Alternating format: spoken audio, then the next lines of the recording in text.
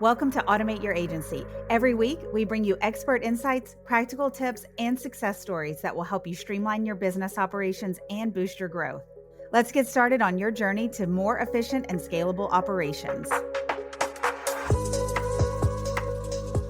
I think, Micah, one of the most popular AI agent discussions that we're having right now with customers is email triage support. And really it's encompassing, I'm seeing three things. Okay. Support. Yeah, I'm seeing. So if we think of email triage, because everybody's like, oh my gosh, the amount of emails I get, holy cow. But email is one piece of customer support. There's, you might have a support ticketing system.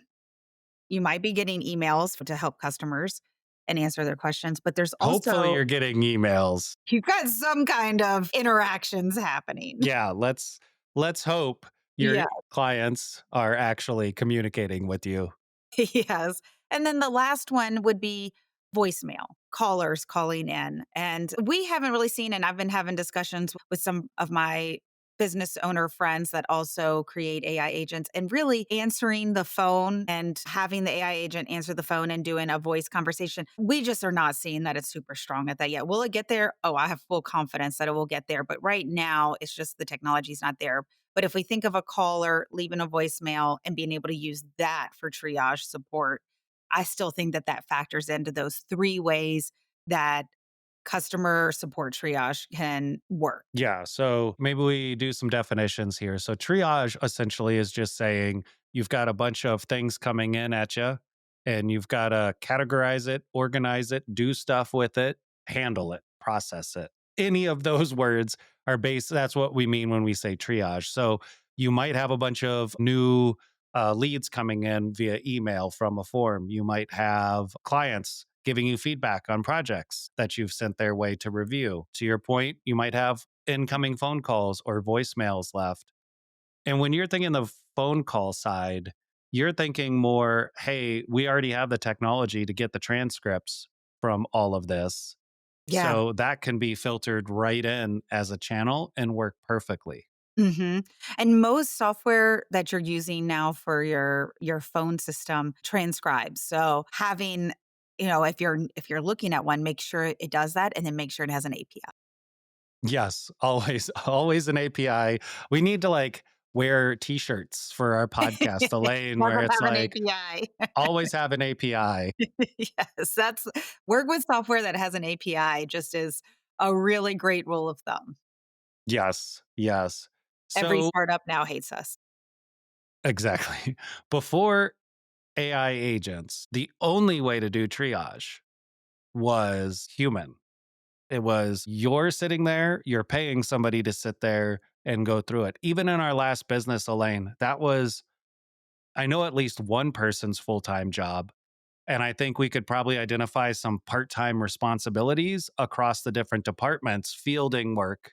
Mhm, mm, You know, with our last business, Elaine, we had at least one full time position was 100% triage, right? mhm, Tickets coming in. Well, what team do they go to? Because we had multiple teams for all the different clients that we were managing. So routing it, resourcing, following up, all of that stuff, humans.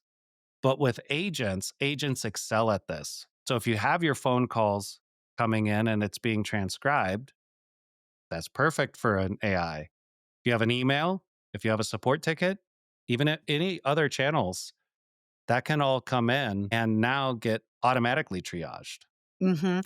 And I see there's two ways that the triage can work and can work together, and maybe there's others, Micah, that you're thinking of, but there's one just very surface value is having it go to the right person or team, so it's filtering where that should go immediately, and then the other side is already pulling the resource to answer the question.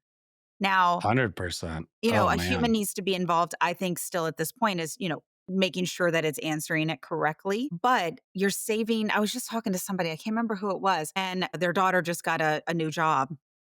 And she was handling, I can't remember exactly, but it was like 100 tickets a day. Now she can handle 1,000 a day because instead of manually writing out each response, she's reviewing the responses. And so, super quick, it filters to the right person that's responsible with a resource that can already, whether it's a drafted email response, drafted ticket response, where it's pulling from a knowledge base of articles or something that you already have internally and can assist your team with that. I mean, I think this is something just pinpointing on this thread a little bit, Elaine, setting the expectation of what AI should be doing. Because it could be responding. Should it be responding? And I think that's a pretty interesting thing. I think as we started developing stuff, like I definitely live in the bigger picture world of, oh man, we could do this and we could do this and we could do this. And there's strengths and weaknesses to that type of thinking. And I've had to kind of dial myself back a little bit on this because yes, AI could reply to all of these things, write the messages, do all this stuff. Should it? And I think dialing expectations back to say, wait a second, we are gaining so much value. We're gaining so much efficiency. We're gaining more capacity by just having AI categorize and assign to the right person. If we just stop there, the cost savings and the return on investment for implementing a system like that so that your team members can do things quicker and better is huge. It is, because if you're thinking about how your system works right now, it is bottlenecked by a person, right? They can't do everything at the same time. So there's some type of, I'm gonna call it a backlog. Whether their backlog is getting through their emails, they might be on meetings, they might be on other calls, they might be helping other customers. So there is a backlog of support that gets generated. Whether you have a team of people that are handling that or it's all going through one person, there is a bottleneck happening that doesn't need to be there any longer. If a What customer is happens if they're calling, sick? well, yeah, I What mean, hap- then you have to fill in that spot. But the value is in getting the response to the customer. It isn't how it gets there. So the faster it gets to the right person, that is the value you are providing. So if the person is calling and it's a billing question, then that can automatically go to the right person. We can Yes. identify this is a billing question. Great. This needs to go to so and so or this team that has access to this inbox, whatever it might be. That can happen immediately. Yes. Yes. It's that alone. If that's all you did right now, do it because that I mean, we even use this internally. I think we've talked about this in other episodes, but we have an AI agent watching our email for errors and warnings and maintenance updates because previously we had to have somebody do that and then go, okay, which client is this? Okay, how do we resolve this? Okay, when is this downtime happening? Okay, do we need to reset this automation because the error, whatever it is, Mhm. right? That is 100% triaged right now. An agent sits there, watches for those to come in, finds the client in our project management system, sets up the task, leaves the comment, app mentions the right person, assigns a due date, sets a prior, all of those things done. So I want to, you said that so fast, Micah, I that get excited. I know, because it is so cool. I mean, I was just telling, I'm in EO Nashville. I was just telling my firm, like, we are building the coolest things, and it's so exciting to see. But what you just said, no one is watching for those errors except for an AI agent. It Hmm. is identifying the customer that the error came in for, matching that to our ClickUp account for that customer, or not the account, but the project for that client, and then pulls in the right team members that handle that client. Hey, this is happening. And if multiple errors come in, the AI agent starts to put some urgency. Hey, Yes. and it's wild, like, "Hey, this has happened 4 times, like, we need to jump on this crew, get in here and do this." And it's not necessarily anything with us, but that the make error, something is not happening through the APIs. The API might have gone down for one of the sites, so, "Hey, when this gets working again, we need to be there to run these scenarios." Our team didn't have to do that matching. If it takes 20 minutes a day for each one of these, for whatever your team does, think about that is 20 minutes. If you distill everything down to 20 minutes, because at a minimum, that's what it takes, because their attention just got pulled away. They had to go and take that information, which is data. They had to take that information and put that data in another place, pull in. So at a minimum, it took them 20 minutes because then now, okay, that's done. And now I need time to get back into the work that I Get was back to doing. whatever they're doing. Yeah. Or I mean, even right in addition to this, Elaine, the whole concept of, well, what if the person who's normally watching this is at lunch and an error comes in and it's urgent? That isn't getting addressed for an hour because they're eating, which people should. We should have They people should go have to breaks. lunch. Yeah, there should be breaks. And so, yeah, or in meetings. If you're in meetings for too long, oh man, we didn't actually get to this urgent error that was coming in. Now, don't worry about that at all. I mean, that's what I think about. A lot of times, the wait isn't what the time that the customer is waiting isn't the time to solve the problem. It's the time to get it to the person to solve it. And Yes. so most times there is a one-to-one relationship most times, whether it's the account manager, the receptionist, somebody they go to for help. That account manager typically does do a lot of things, does answer the question, but there are times where they aren't the right person. Maybe it is a billing question that it could go to finance to help and they could get their answer much faster. Or a technical question to the development team or a product team. Yeah, like I think of one, I think about this all the time because it was such a big question we got and we had an email template for this is where are all my Yelp reviews? Mm. I had 100 yesterday, now I'm back down to 5. Well, it's because they all got filtered. Okay, well, what's the filter? Where do they go? And so we had this, but that's something if 15 years ago, if we would have had AI agents available, it would have identified that was the question. It would have pulled the email template and already been able to respond to that client. Hey, this is why. It had the AI agent would have had access to that email template, which explained everything, even with a video in there, and sent it on its way. And so what you're talking about now is a transactional thing. And when we talked earlier on the episode of should an AI respond, Yes, this I'm is one of I'm those mixing the 2. cases. Yeah, this is one of those cases where it's probably fine. Now, you need experts to help you build this and test it.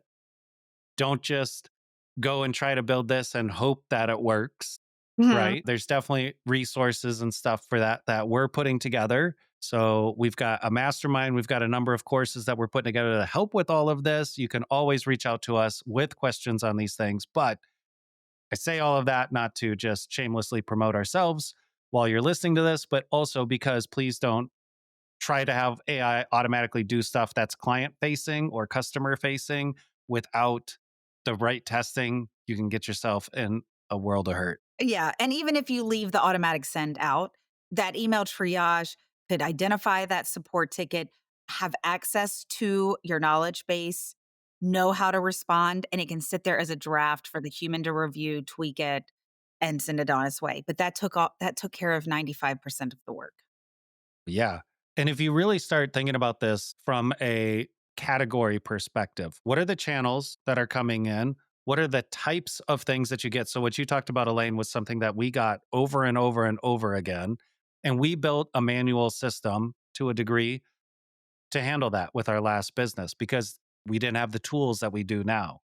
But now we do have those tools. So we could say, hey, when an email comes in and it's this type of email, reply to it this way, draft a message, and we can even have it do things like, all right, what team would normally reply to this? Customer success, the red pod, fine. Let's auto assign a task in Asana or ClickUp or Monday that, hey, please review the draft and send to the client. Boom. It's not like we're talking about maybe a penny's worth of expense and 5 seconds. Like this, it's mind-boggling compared to the 20 minutes Mhm. of, okay, now I've got to check this email. Okay, now I've got to find the template. Where was that? Now I've got to edit it. Now I've got to reread it to make sure that I didn't typo anything. Now I've got to do this. And that might even be prior to somebody triaging it, then getting it to the right person, then getting the template. Like if you think about your workflows and all the steps that are happening just coming in from internal requests or external requests, new orders, new leads, there's so many steps that can be streamlined with this technique that we're talking about right now. The Mhm. email, phone, I don't have a good name for this. We'll just call it the AI, the triage agent. Yeah, the customer support triage Yeah, agent. We'll give it the right. longest name possible and then Possible. Yeah, well, I was going down that path for sure. All right. Anything else to add, Micah? I think even if a company just, like you said, focused on this as the first AI agent to build, it would not only make you more efficient, but the cost savings that you would be able to get out of it and I mean, yeah, value. so let's put that in perspective real quick, Elaine, because I don't think there's any way that you could challenge the cost savings on this, even if it takes a person 5 minutes per email. Like, whatever you're paying that person is, even for 5 minutes, is going to be more than a penny. And 5 minutes is a lot more than 5 seconds. And then you look at the quantity of emails, the quantity of phone calls, the quantity of inquiries, the quantity of forms, the quantity of internal requests. Like, if there's one thing you do for AI agents, implement this first. And it is the starting point to go, okay, now that we have it categorizing stuff and assigning to the right person, well, should we have it create a task? Should we have it draft an invoice?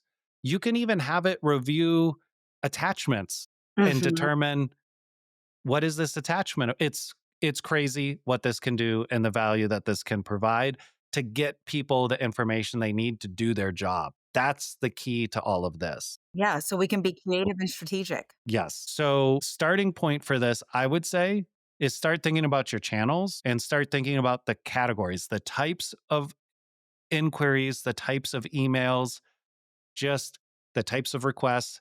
Start categorizing that. How does that fit together?